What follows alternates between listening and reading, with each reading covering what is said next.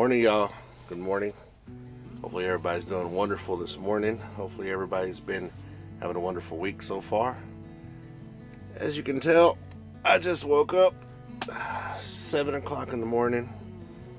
Didn't quite make it back to Houston. I'm coming back from Wichita. From, right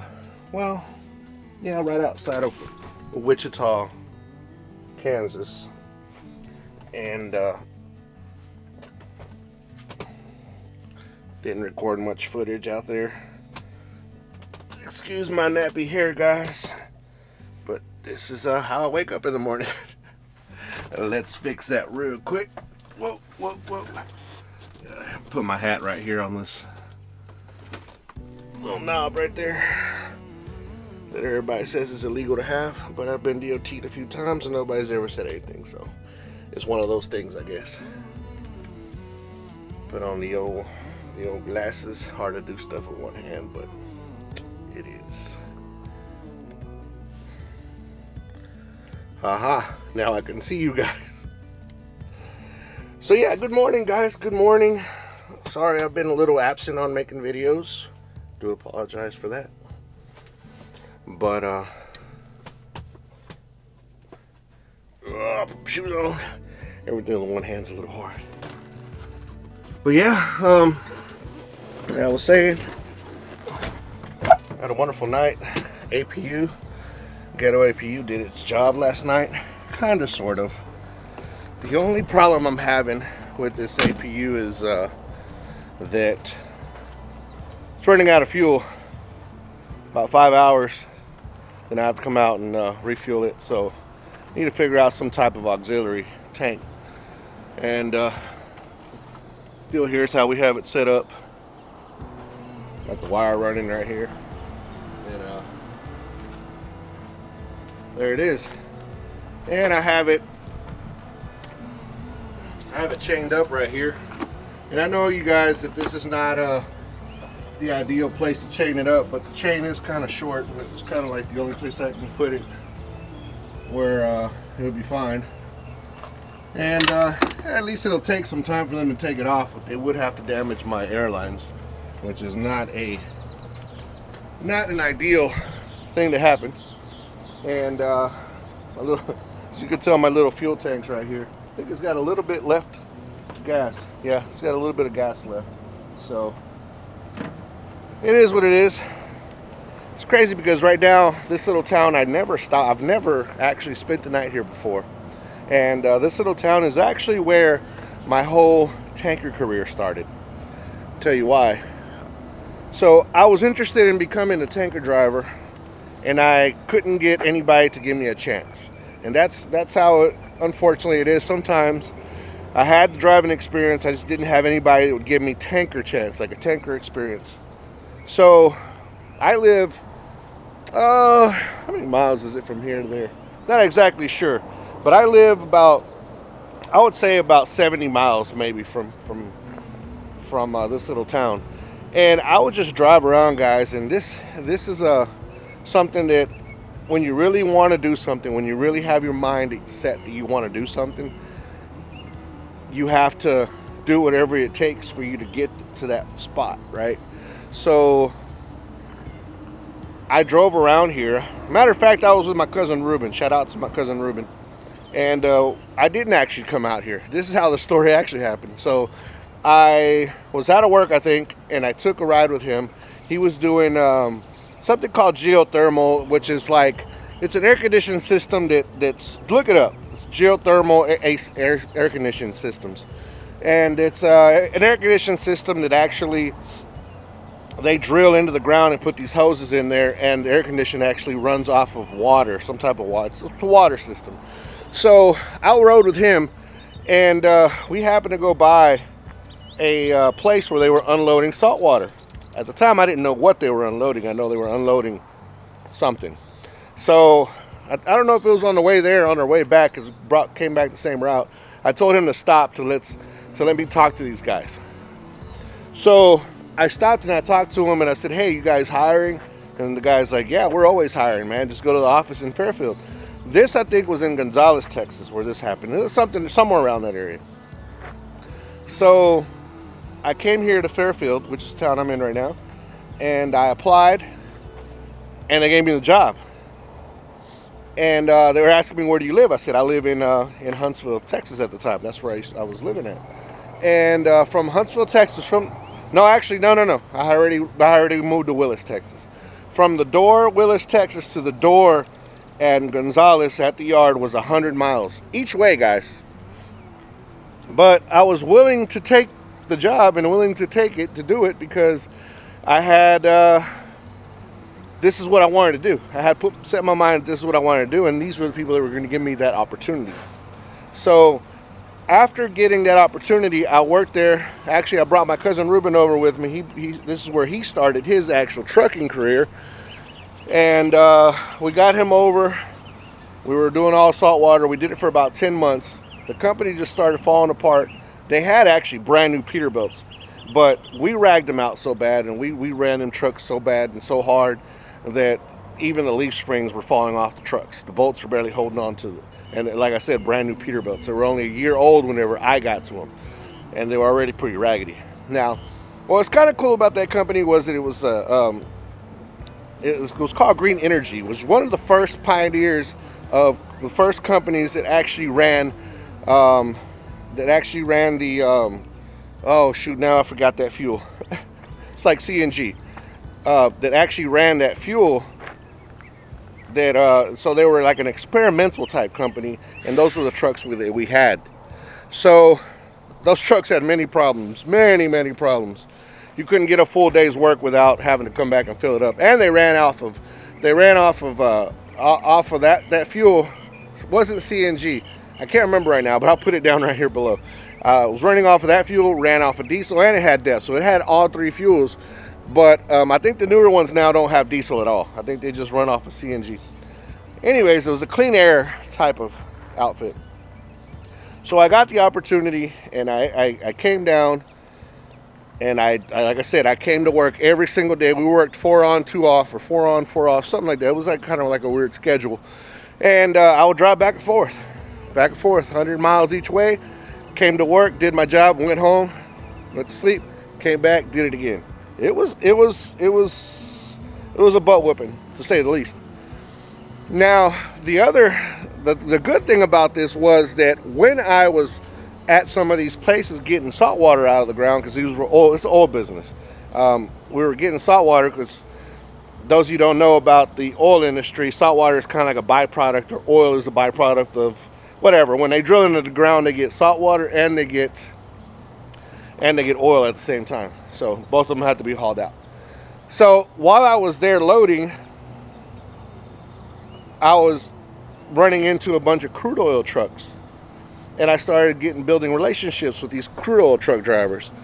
And shout out to Marvin from Martin Transport. He was the one that actually said, "Hey, why don't you come and apply over here?"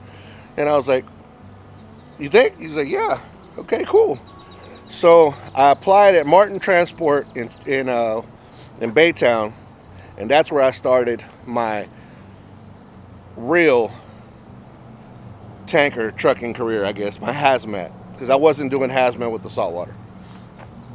And that's it. That's my story of if you really want something, you got to go out and get it. And sometimes, no matter what the cost is, without getting hurt, of course, or without hurting anybody else, but sometimes you just got to set your mind at what you want to do, and if you do it and be consistent about it, you get what you want. And that's one lucky thing that we have about living in this wonderful country that we live in. Even though a lot of us take that for granted, and a lot of us cry about everything, but we are living in a wonderful place, and we got to really appreciate that. Which comes to, I will be going to El Salvador. I don't know if you saw it on the end of the last video. A lot of people don't make it to the end of to the end of every video, and you might not make it this far because I've already talked a lot. So, going to El Salvador, July 1st through the 12th. We're going down there, and you guys, of course, are going to come with me, and you're going to go see how truck drivers do their work down there in a developing country.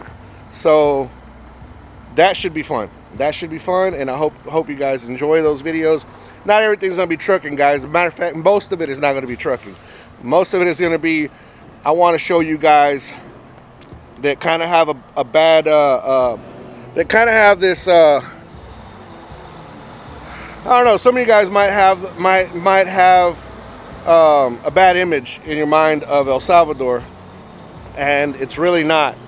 What you see on TV is only very, very minute, but the country has a lot of great people and a lot of awesome, beautiful things to offer. So I want to show you guys all that. So we're going to be going to stay at hotels in front of volcanoes. We're going to go stay at the beach. We're going to just show you guys around. So maybe one day you can come down and enjoy that too. While I'm walking around, check that out, guys. What does that look like? What does that look like? Somebody's trailer sank. Didn't go too far, but never drop a loaded trailer without you knowing actually the terrain. So but yeah, guys, so I got all that going on, but right now I'm gonna go ahead and put all my stuff up, put the generator back in here. I am trying to find a way to just permanently leave it there, but then again, these things right here can swing out. Like I had a co-worker happened to him. This thing swung out and took out his generator he had back there. So we might have to take this piece off and get it to rest a little bit lower into the into the frame right there. That's probably what we're gonna have to do, because if you can see, this is probably at the same level, and when you turn, gone. All right, guys, I'm gonna put everything up, and headed. Actually, I'm not even headed home right now. I came from Kansas. I'm headed to Houston. I'm gonna swap trailers, going to Corpus Christi, Texas, and then down back to the border to drop off that, and that should be for the end of my my work week. So hopefully everything will go smooth. I think it will. So without further ado, guys, I'm gonna go ahead and get on the road and put everything up and see what we get into later. All right, guys, let's do a little something that we haven't done in a while. A little drive and talk. Get going. Turn on my hazards here, because as you guys can see, I'm always facing forward. I know there's nobody to the left of me right now, so I'm gonna go ahead and honk my horn, let them know I'm backing up. And let's let her rip, tater chip. It's funny because the top of those, see those little white those white tanks that you see in front of you over to your right side of the, let me get y'all straight real quick. Over to the right side, right side of the video here, of your screen. Those are actually the water haulers. That's what I did. Ironically enough, now that I got in the truck, I noticed that those were even there. So it's kind of a big thing around here. There's a lot of gas wells out here, and that's where I did most of my work, in the natural gas wells, not gasoline, natural gas wells. And that's where I started, and then I got moved over to where the crude oil was being done. It was a little more tedious, so after I got a little bit of experience and they moved me over to the crude oil area, it was a little more tedious because you had to be careful not to suck down or load your trailer full of oil that was at that time precious oil that was $100, I think $120 a barrel. And yeah, putting it in the ground, back in the ground with your salt water was not the thing they wanted to do. Plus, they really kept up with that stuff too, so they knew if somebody took a gallon of oil, well, not really a gallon, but they knew if somebody pulled oil instead of water. So briefly, you can see one of the water haulers right there. Swing around again. Not a company that I know that I've ever seen, but like I said, that company I worked for, Green Energy, went out of business. They went under. Ended up being something, had something to do with fraud. Ended up being that the owner was involved in some fraud. I don't know. It was a big deal. Shout out to my propane haulers, LP over there, car haulers, and everybody in between. But yeah, so that was what happened to that company. It kind of went under because of the whole, some type of fraud that was going on. You can kind of tell because of the way the owner would kind of handle himself, that something was going on, a little more than he was trying to lead people to believe. And I think he pissed off some investors and maybe Shell, because I think we did a lot of work for Shell. And you don't want to piss off Shell. Shell is one company that you do not want to piss off, because as soon as they just as quick as they give you a contract, they'll pull that sucker from underneath you, which is funny because, well, not funny because it hurt a lot of us, but which is weird because when I went to Martin Transport ended up losing their crude oil contract through Shell, because we hauled actually crude oil for Shell. Get across this. And Shell, it was crazy because Shell made us, or made the company. Y'all know those cages that are underneath some of these tankers? Kind of like what's underneath some of these dry vans, but it's not for the same reason, I don't think. I think the dry vans is mostly for aerodynamics, and for the tankers, it was so nobody could walk underneath it and get potentially run over. So if I find a picture, you guys, I'll show you what I'm talking about. So none of our trailers had these cages, and Shell made us put these cages on, made the company put the cages on, and as soon as they got done putting it on all these trucks, they pulled the contract from us. yeah, that's what see what I'm saying? Shell get you. If they want you, they gonna get you, and if they want to, they gonna get rid of you. They can do that. They're that big. But yeah, that's what happened to that company. So, but Martin is a pretty big company. They actually have their eggs in a lot of baskets. Actually, I don't know if you guys know that, but Martin Transport is not only a tanker company. It started as an LP company, hauling LP. That's where it all started at. But now they own pipeline. They own a couple refineries. It was weird because last time I think it was up on 80 somewhere in Wyoming, if I'm not mistaken. I saw, it was either Wyoming or Utah, I saw a Martin tank just kind of sitting out there next to a railroad track. So, and that was Martin Transport because it has a little flame on it. I mean, no, that was Martin Resources. They're different companies under the same umbrella. But anyways, now most of their money, I think, is involved in that type of stuff. And they also, I think they have a couple of barges, and they have their hands in a lot of stuff. Their trucking has kind of fallen to the wayside, I think. Well, it did, at least it did when I was there. It had fallen to the wayside, and they kind of got away from LP, which was their bread and butter where they started, which by now they should have been like the most powerful LP haulers, in the area, because of that's where their roots were. But they ended up losing all that. I don't know what happened with all that. Not getting involved in all that. But what I do know is that we lost that contract with Shell, and it was one of those things, guys, that we were out. I was out pulling a well, and another driver showed up and just told me, "Hey, did you know that we lost Shell?" And I'll tell you guys, when I heard that we lost Shell, my heart dropped to the ground, because I knew my life was about to change yet again. And sure enough, I went from making as a company driver, I was making almost $2,000 a week.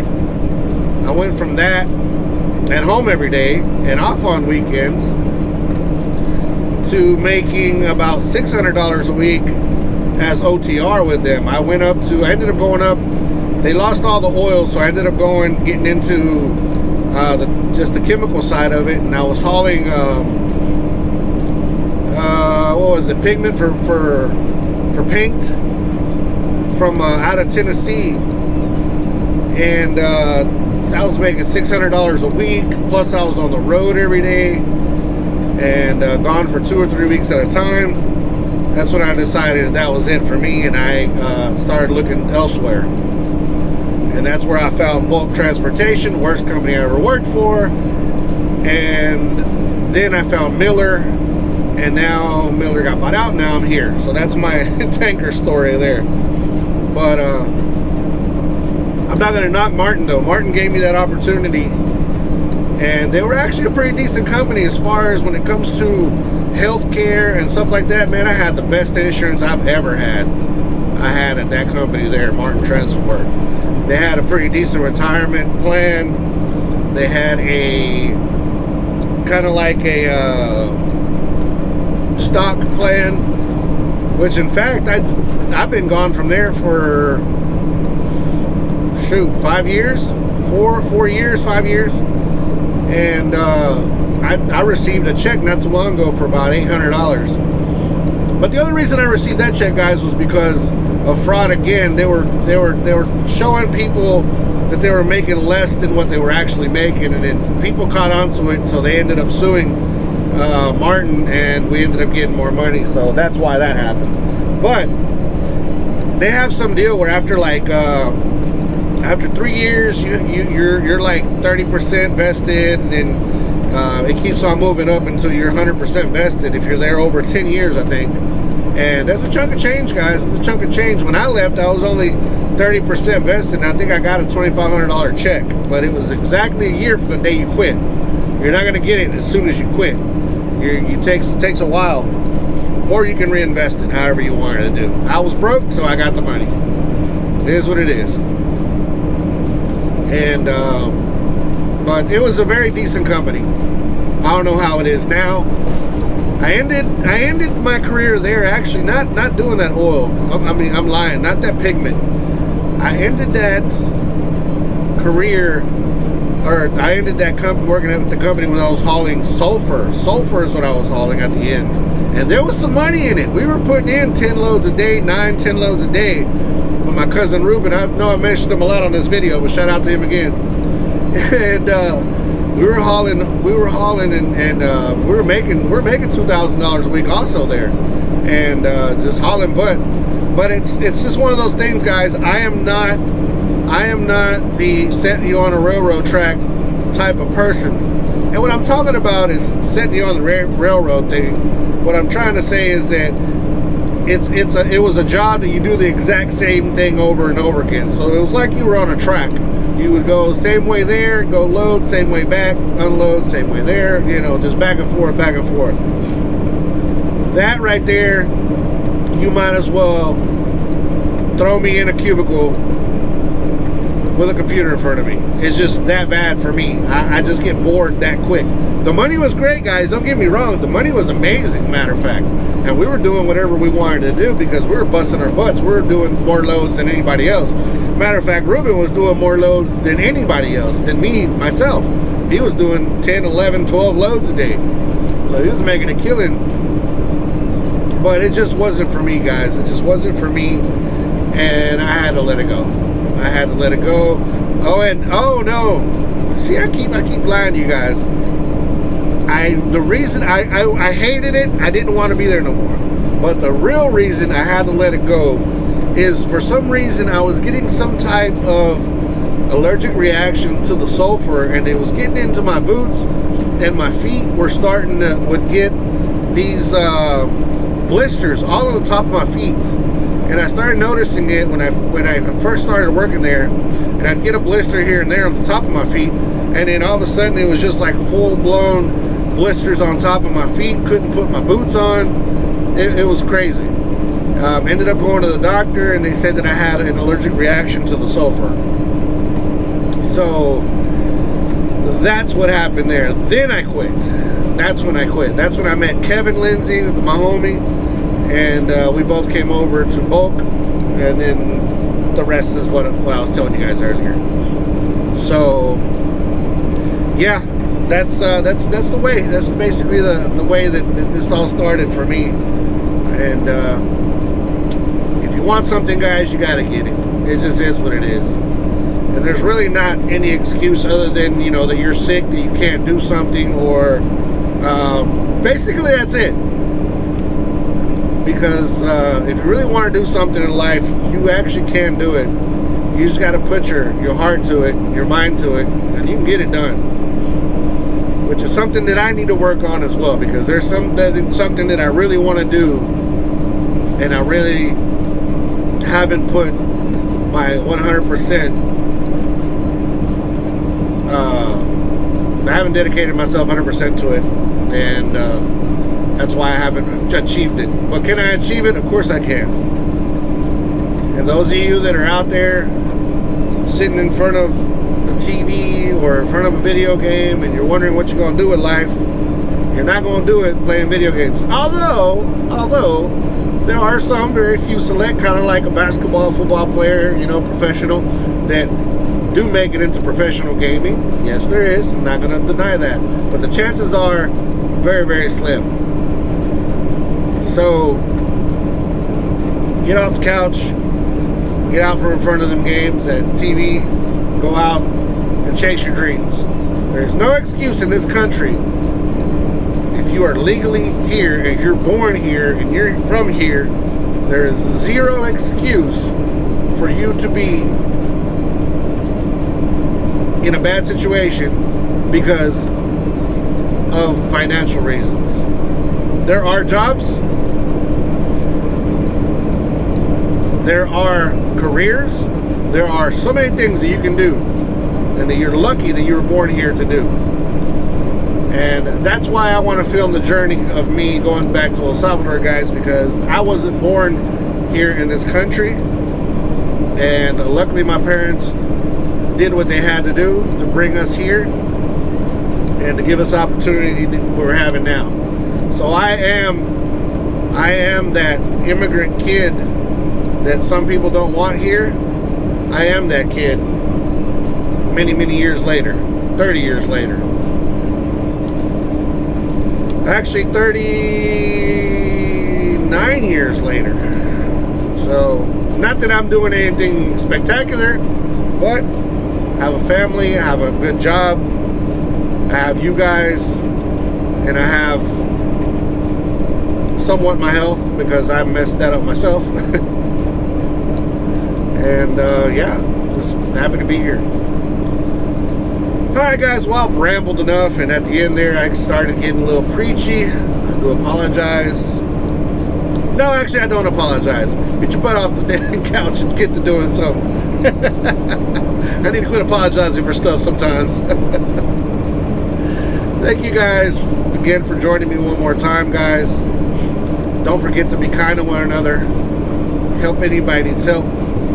Anybody contemplating suicide, depression is real. Mental health is real. And on ugly days like this, it gets you even more depressed. Seek help, guys.